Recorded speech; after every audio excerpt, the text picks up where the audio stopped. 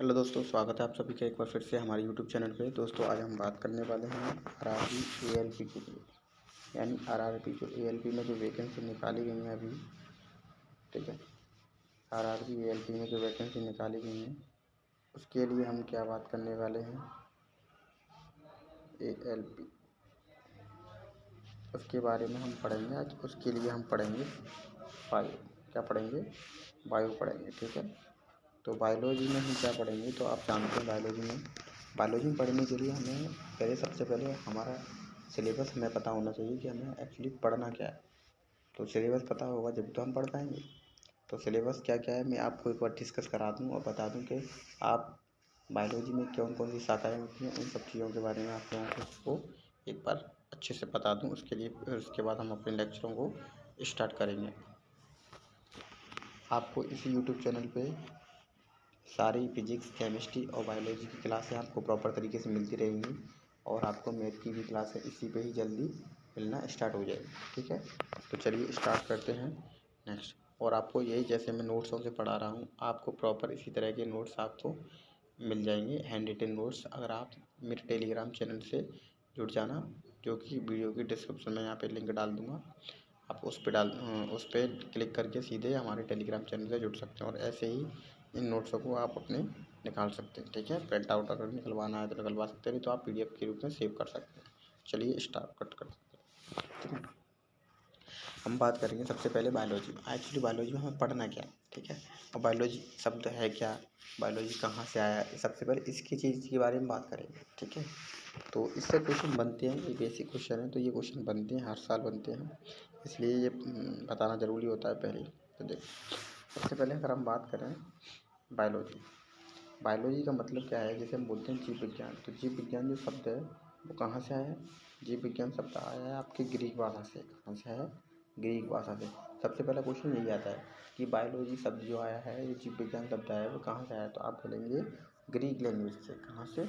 Greek से, ठीक है। अब इसको बायो को हमने बायोलॉजी को दो भागों में तोड़ा। पहले नंबर पे अगर हम तोड़ेंगे इसको, तो देखो पहले नंबर पे आता है बायोस, जिसे क्या बोलते हैं बायोस, ठीक है। क्या आता है? बायोस। दूसरे नंबर पे क्या आता है? लोगोस। तो देखो बायोस का मतलब क्या होता है? बायोस का मतलब जो होता है ग्रीक में, वो बोलते हैं उनको सजीवों को, जिनमें जान होती है, ठीक है। जान तो पेड़ पौधों में भी होती है, ठीक है। तो बायो के अंदर ही आते हैं, ठीक है। अब जैसे देखो, और लोगोस का मतलब होता है स्टडी करना। वहाँ पे लोगोस का मतलब क्या बोलते हैं? स्टडी करना या फिर अध्ययन करना, है ना। ऐसे ही यहाँ पे जो बायोस का मतलब क्या होता है? सजीव, यानी सजीव लोगों की स्टडी करना ही बायोलॉजी कहलाता है। ये इसी शब्दों में समझेंगे। देखो यहाँ पे आप देखेंगे क्या दे रखा है, सजीवों का, सेकेंड, हाँ इधर देखो, सजीवों का अध्ययन ही स्टडी ऑफ लिविंग सेल, इसको हम क्या बोलते हैं? बायोलॉजी कहलाता है। सजीवों का अध्ययन बायोलॉजी कहलाता है, ठीक है। यहाँ पे सजीवों की बात करेंगे, उसे क्या बोलेंगे? बायोलॉजी, ठीक है।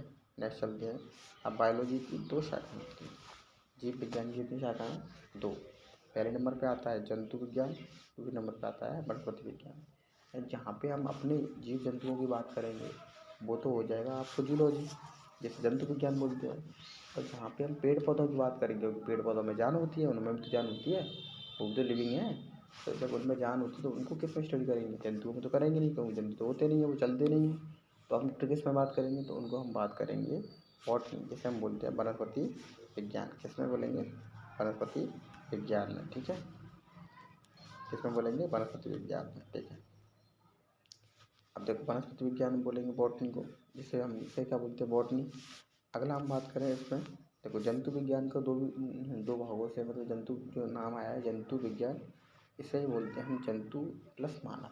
अब जंतु प्लस मानव मतलब जंतु में बहुत सारे लोग आते हैं। जैसे कैसे?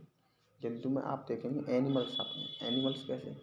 हम तो मानव हैं, लेकिन हम आएंगे किस में? हम जंतु विज्ञान में आएंगे, जूलॉजी में आएंगे। एक पॉइंट आता है कि जूलॉजी, है ना। एक होता है जंतु विज्ञान और एक, अब जंतु विज्ञान का मतलब क्या है?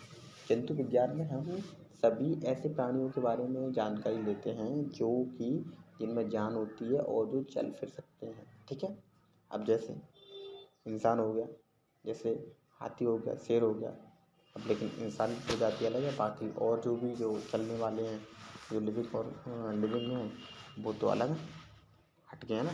तो हम क्या करते हैं, जंतु विज्ञान में ही हम क्या करते हैं, मानव प्लस जंतुओं का अध्ययन करते हैं। अब जंतु में कौन आते हैं, जंतु का बेसिक मतलब होता है, जंतु का मतलब होता है एनिमल्स।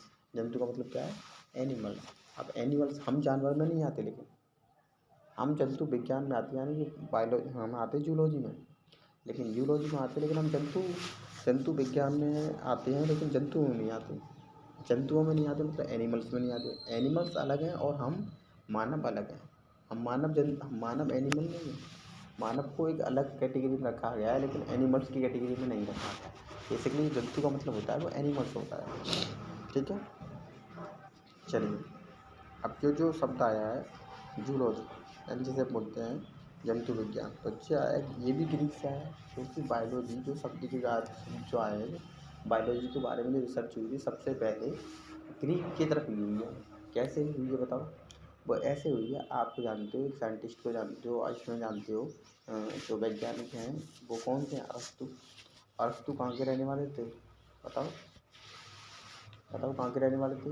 वो ग्रीक साइड के रहने वाले थे।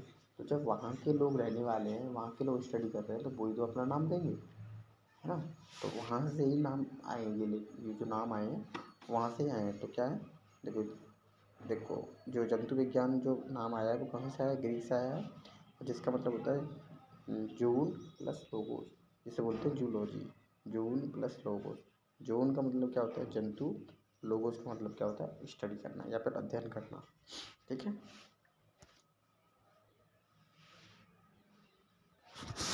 अब हम बात करेंगे वनस्पति विज्ञान। वनस्पति विज्ञान में क्या होता है, वनस्पति विज्ञान में हम प्लांटों के बारे में अध्ययन करते हैं।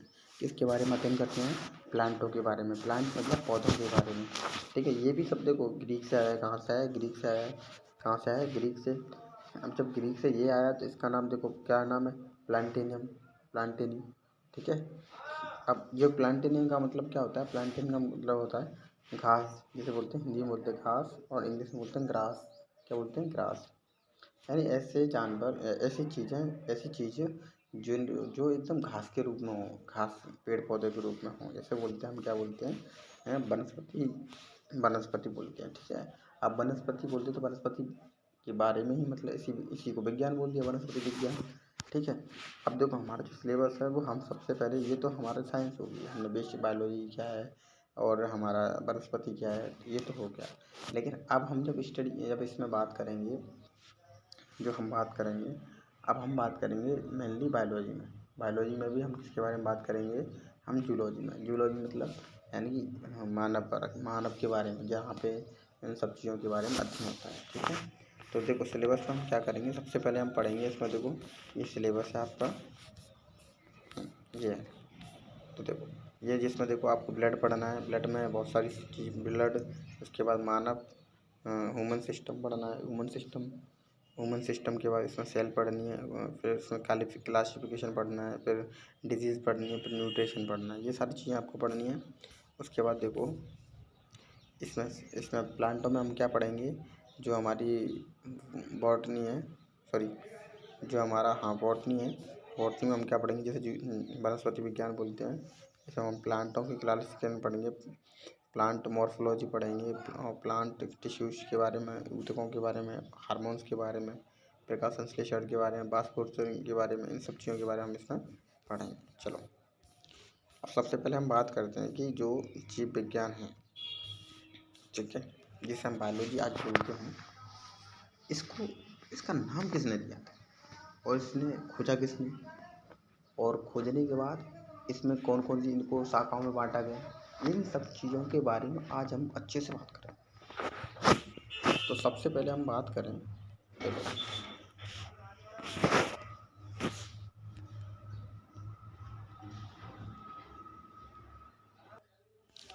चलिए, जीव विज्ञान क्या होता है। जीव विज्ञान के जो पिता हैं वो एरिस्टोटल है। कौन है, एरिस्टोटल, अरस्तु। अच्छा ये बताओ, एक ये अरस्तु हैं और एक सिकंदर के गुरु हुआ करते थे एरिस्टोटल, जिसे हम अरस्तु बोलते थे, क्या वो और ये सेम सेम है, बताओ कमेंट में बताना, क्या ये सेम सेम है, बिल्कुल सेम सेम है। वही अरस्तु हैं जो सिकंदर के गुरु थे, ये सिकंदर के गुरु थे जैसे चाणक्य थे। चाणक्य किसके गुरु थे बताओ? चाणक्य किसके गुरु थे?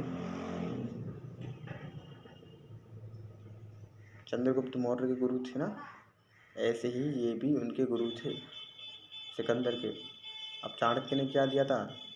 चाणक्य ने दिया था जो हमारा जो लोकतंत्र के बारे में जो भी चीज़ प्रजातंत्र जो चलता है उसके बारे में उसने बताया था। ठीक है, कैसे करके मतलब राशन तो शासन चलाना चाहिए। ठीक है, किस तरीके से क्या होना चाहिए। तो सेम एरिस्टोटल भी जो सिकंदर था उसके गुरु थे, यही थे गुरु। ठीक है, और जब गुरु हैं तो अब ये ऐसे ही गुरु थोड़े ना बन जाते हैं। गुरु बनने के लिए बहुत सारे वो काम करने पड़ते हैं। अब वो उन्होंने उसको सिखाया। ठीक है, बहुत सारी चीज़ें सिखाई कहाँ पे कैसे क्या। और जब वो भाई किसी भी मान लो कहीं पे युद्ध वगैरह लड़ रहे हैं, कुछ भी चीज़ कर रहे हैं, तो वहाँ की जगह जाते हैं तो जानकारी लेते हैं, क्योंकि इन्वायरमेंट की जानकारी होना ही सबसे महत्वपूर्ण बात होती है। क्योंकि अगर आप कहीं पे आक्रमण कर रहे हैं और मान लो आपको कोई हानि हुई तो आप कैसे अपनी रक्षा करेंगे, क्योंकि आप अपने साथ मेडिसिन तो लेके नहीं जाएंगे। तो उस टाइम क्या हुआ करता था, वो बहुत जानकार हुआ करते थे, मतलब हर चीज़ों पर रिसर्च करते थे। तो उन्होंने देखा कि पेड़ पौधे जो है ना हमारी रक्षा करते हैं। कैसे रक्षा करते हैं? मान लो हमें कोई घाव हो गया तो हम उस पर अगर किसी चीज़ का रस लगा लें तो वो घाव भरने में जो है जल्दी आसानी होती है। जैसे आज के समय में हम कुछ भी चीज़ होती है, जैसे हल्दी है, एंटीबायोटिक होती है ना, और भी बहुत सारे प्लांट हैं जो हमारे लिए क्या होते हैं, फ़ायदेमंद होते हैं। तो उन्होंने स्टडी की हर चीज़ पे। अब मान लो ह्यूमन बॉडी पे स्टडी कर ली, हर चीज़ पे स्टडी कर ली उन्होंने। तो उन्होंने क्या किया, वो उनके पिता हो गए जीव विज्ञान के। अब जीव विज्ञान तो 2 शाखाओं में बटी, एक जूलॉजी एक बॉटनी। जूलॉजी में जंतुओं के बारे में बात करते हैं, बॉटनी में किसके बारे में, प्लांट के बारे में बात करते हैं। ठीक है, तो जीव विज्ञान के जो पिता बोले जाते हैं वो कौन है? एरिस्टोटल। कौन है? एरिस्टोटल। अगला मैं बात करूँ आधुनिक जीव विज्ञान के पिता, यानी अभी के जो पिता, यानी कि अभी के जो पिता हैं वो कौन है? यानी कि ये तो पुराने हो गए, लेकिन अब क्या होता है थोड़ी थोड़ी रिसर्च बढ़ती है तो लोगों को कहते हैं अरे मतलब उन्होंने तो कुछ कम काम किया, इन्होंने ज़्यादा काम किया, तो भाई इनको बोलो ना। तो अब इनको आधुनिक पिता किसको बोला जाता है? आधुनिक जीव विज्ञान के पिता कौन है? बायोलॉजी पिता कौन है? Charles Darwin. ये भी एक महान रह चुके हैं, महान किसे बोलेंगे? Charles Darwin. चार्ल्स डार्विन हैं तो इन्होंने भाई जब कोई इंसान कुछ रिसर्च कर रहा है तो वो लिखेगा भी किसी में, तो लिखेगा तो यानी किताबों में भी लिखेगा। तो इनकी एक किताब है, उसका नाम है one the origin of species. One the origin species, ये किताब जो है इनका नाम पूछा जाता है। तो उसने थ्योरी दी थी, इन्होंने कौन सा सिद्धांत दिया था? विकास का सिद्धांत, यानी ह्यूमन जो है, क्योंकि इनको इसलिए बोला गया था क्योंकि इन्होंने मतलब लोग पहले ये मानते थे कि मतलब जो इंसान है वो बंदरों की ही प्रजाति के हैं, लेकिन इन्होंने बोला नहीं, बंदरों की प्रजाति के नहीं हैं लोग। इंसान जो है वो अलग से मतलब उस तरीके से डेवलप हुए हैं, है ना। सबने अपना अपना मत दिया था। पहले लोग बोलते थे कि ये बंदरों से मतलब ऐसे हमारे पूर्व जो बंदर थे, बंदरों से आज हम ऐसे हो गए, मतलब हम खड़े हो गए, मतलब ऐसे इन्होंने सिद्धांत दिया था। तो लोगों ने कहा कि भाई ये बात सही है, भाई जो चीज़ नई लगेगी तभी तो उसे मतलब मॉडर्न बोला गया है, आधुनिक बोला गया है। ठीक है, अब द्वीप समूह गैलोपोगस पक्षी, डार्विन की फ्रेंच, यानी इन्होंने पक्षियों पर सर्च किया। और एक पक्षी थी जो गैलापागोस पे रहती थी, उन्होंने रिसर्च किया उसके बारे में, है ना। डार्विन, उसे बोलते हैं डार्विन की फ्रेंच। ठीक है, अब देखो ये तो हो गया किसका? बायोलॉजी के बारे में। अब हम बात करेंगे जंतु विज्ञान। बायोलॉजी के तो पार्ट होते हैं जंतु विज्ञान और वनस्पति विज्ञान।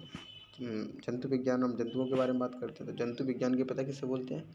एरिस्टोटल को बोलते हैं। अब क्यों बोलते हैं? क्योंकि इन्होंने जंतुओं के चीज़ों के बारे में बहुत ज़्यादा इन्होंने वो रिसर्च की थी, है ना। प्लांटों के बारे में तो की थी, लेकिन जंतुओं के बारे में ज़्यादा की थी। तो इन्होंने जंतुओं के बारे में ज़्यादा की, तो इसलिए ना जंतु जगत का क्या बोल देते हैं? इनको पिता बोल देते हैं। ठीक है, किसको बोल देते हैं? एरिस्टोटल।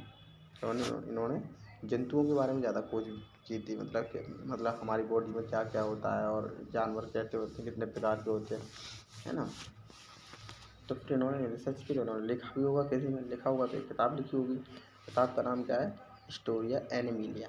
एनिमल के नाम से है तो एनिमिलिया, और स्टोरी लिखी है तो हिस्टोरिया एनिमिलिया। ये किसकी है? देखो कहानी लिखी है कि भाई हम वहाँ गए थे, वहाँ पे हमने ये 4 मतलब जानवर देखे, ऐसे थे वैसे थे, इनके सींग थे, हैं, हरे कलर के थे, लाल कलर के थे। तो ये इन्होंने हिस्ट्री लिखी, किस में लिखी, किसके बारे में लिखी, हिस्ट्री तो लिखी है लेकिन किसके बारे में, एनिमल के बारे में। तो इन्होंने बुक कौन सी लिखी, हिस्टोरिया एनिमिलिया। बहुत सिंपल है, ठीक है। ये किसने लिखी, एरिस्टोटल।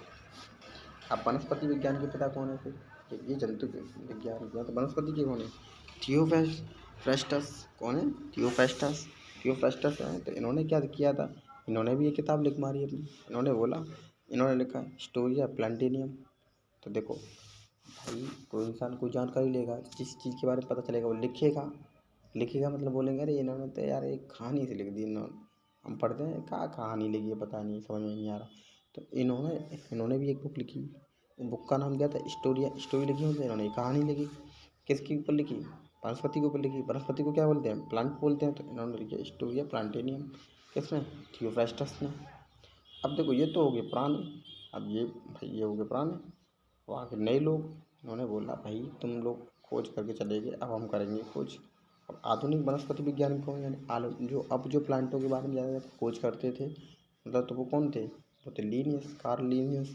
कार्ल लीनियस नए साइंटिस्ट हुए, इन्होंने खोज की, ठीक है। इन्होंने क्या दिया, फादर ऑफ क्लासिफिकेशन। इन्हें क्या बोलते हैं, फादर ऑफ क्लासिफिकेशन। इन्होंने प्लांटों को अलग अलग जातियों में बांट दिया। क्यों, अब मान लो तुमने एक किसी चीज़ को कर दिया एक में सम्मिलित, उन्होंने तो प्लांट खोजे थे, उन्होंने क्लासिफिकेशन नहीं दिया था।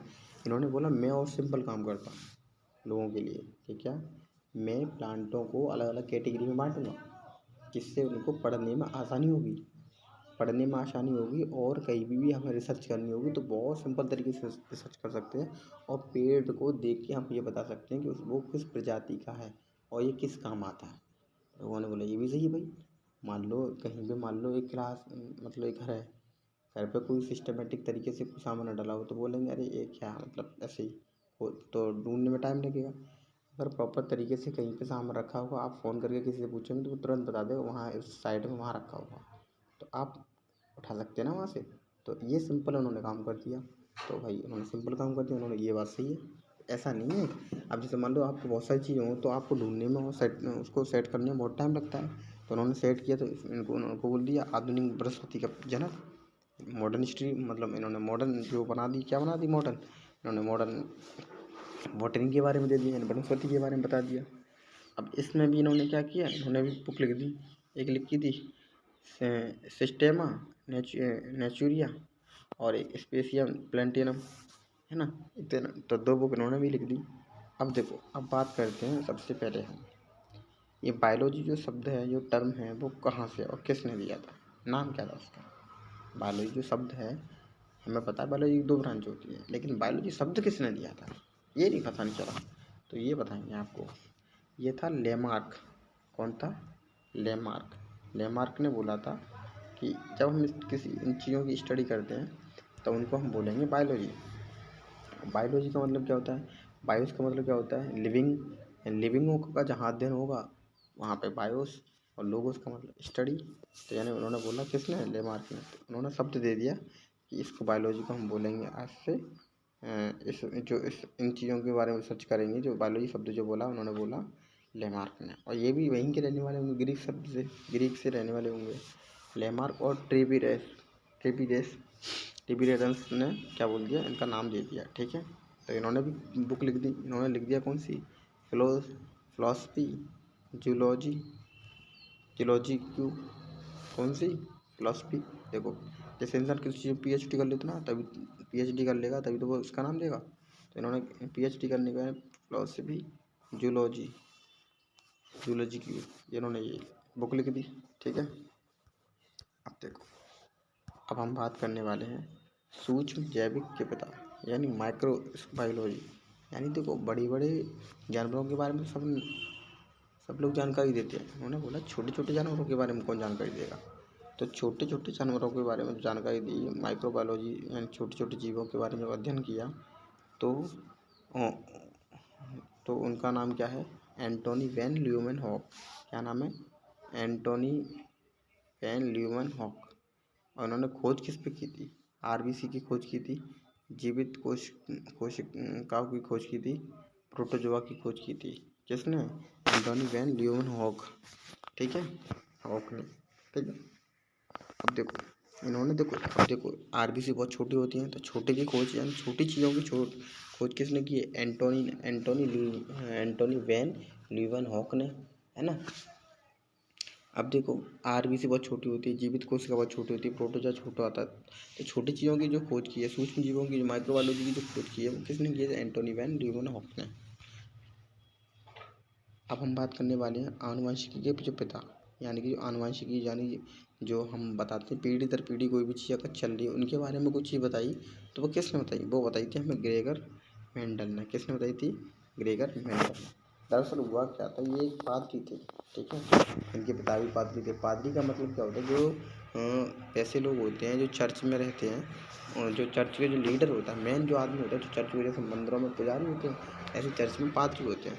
तो इनके पिता भी पादरी थे, तो ये कुछ समय बाद वो ख़त्म हो गए, तो ये पादरी बन गए, ठीक है। अब जब ये पादरी बन गए तो हुआ क्या था, तो ये वहाँ पे रहते थे, वहाँ प्लांट पे मान लो गार्डन वार्डन भी होता है, तो गार्डन वार्डन होता है, तो इन्होंने देखा ये ये प्लांट कैसे काम करते हैं, दिमाग में आया इनके। इन्होंने क्या किया, मटर के दाने पे इन्होंने रिसर्च करना स्टार्ट कर दी। एक मटर का दाना लिया, उसको बार बार बार बार उगाना स्टार्ट कर दिया, ठीक है। अब मटर का दाना था, उन्होंने क्या कर दिया, उसको बार बार उगाना स्टार्ट कर दिया। तो इन्होंने किस पे खोज की थी? मटर के दाने पे, है ना। तो और अगर मटर के दाने पे खोज करी थी। अब मटर के दाने को आप जानते हो, मटर जो प्लांट होता है उसको हम साइंटिफिक नेम क्या है? तो उसका साइंटिफिक नेम है पीसम सटाइवम। क्या नाम है? Pisum sativum. पीसम सटाइवम नाम है उसका, ठीक है। चलो अगला हम बात करते हैं, इसके बारे में विश्लेषण से बात करेंगे। फिर उसके बाद इन्होंने 3 सिद्धांत दिए। 3 सिद्धांत कौन से दिए?